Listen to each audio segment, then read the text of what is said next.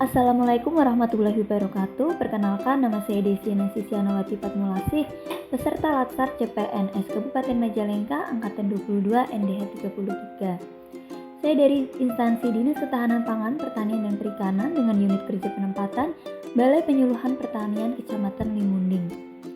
Di sini saya akan memaparkan mengenai analisis isu dan gagasan kreatif mewujudkan smart governance pada instansi saya.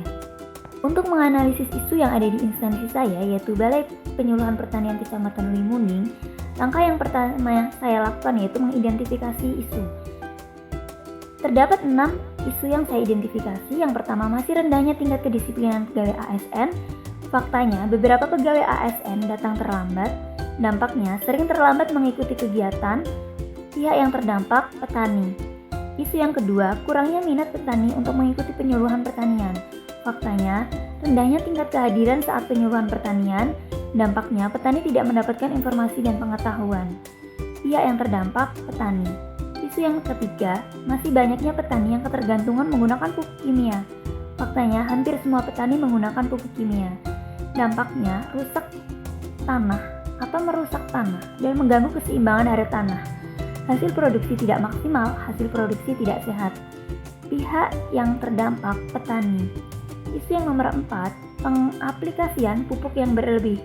Faktanya, masih banyak petani yang kurang memahami dosis dan cara pembuatan atau pemupukan yang tepat.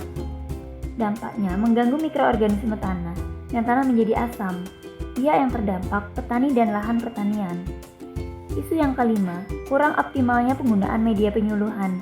Faktanya, masih banyak penyuluhan yang melakukan penyuluhan dengan metode lama dan kurang inovatif. Contohnya peta singkap masih sering dilakukan di Balai Penyuluhan Pertanian Kecamatan Limunding, di mana hal itu sebenarnya bisa diganti dengan media penyuluhan yang lebih interaktif, yang lebih inovatif. Kemudian dampaknya belum maksimalnya pemahaman atau penerimaan petani atas informasi yang tersampaikan. Pihak yang terdampak, petani dan penyuluh. Kemudian isu yang terakhir yaitu kurangnya kesadaran menjaga kebersihan lingkungan. Faktanya, beberapa pegawai ASN tidak merapikan meja kerjanya dan membuang sampah sembarangan. Dampaknya, lingkungan menjadi kotor dan rawan penyakit. Pihak yang terdampak, pegawai BB Kecamatan Limunding dan warga sekitar. Teknik tapisan isu. Teknik yang saya gunakan untuk menganalisis isu yaitu analisis USG. Analisis yang digunakan untuk memprioritaskan isu yang akan ditindaklanjuti. Penilaian yang akan digunakan menggunakan metode USG ini yaitu menentukan prioritasnya dengan cara menggunakan skala Likert tentang skor 1-3. USG yaitu urgensi, seberapa mendesak isu harus ditindaklanjutin. Seriousness, seberapa serius isu harus dibahas dikaitkan dengan akibat yang ditimbulkan. Growth, seberapa besar kemungkinan memburuknya isu tersebut. Setelah menganalisis isu, saya menentukan core isu dengan menggunakan tabel USG seperti yang ada di video.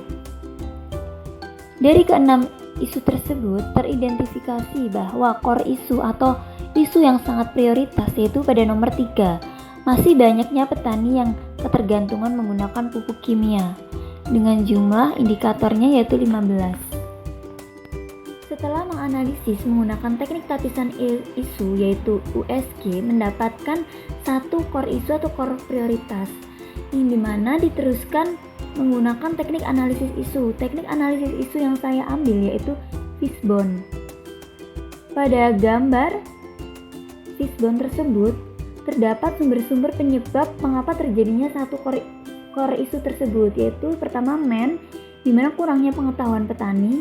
Kemudian metode, yaitu belum bisa atau belum banyak praktek pembuatan pupuk non-kimia, misalnya pupuk hayati. Kemudian material, kurangnya informasi cara membuat pupuk non-kimia. Kemudian terakhir environment, yaitu kurangnya penyuluhan pertanian kepada petani terkait penggunaan atau pembuatan atau pengaplikasian pupuk non-kimia, misalnya pupuk hayati. Yang terakhir, setelah mengidentifikasikan dan menentukan teknik analisisnya yaitu menentukan gagasan kreatif. Diperoleh yaitu melakukan penyuluhan pertanian pembuatan pupuk non-kimia, misalnya PGPR yang termasuk pupuk hayati untuk meningkatkan pengetahuan petani dengan cara demonstrasi cara. dan juga merubah sikap petani dalam penggunaan pupuk kimia agar lebih bijak.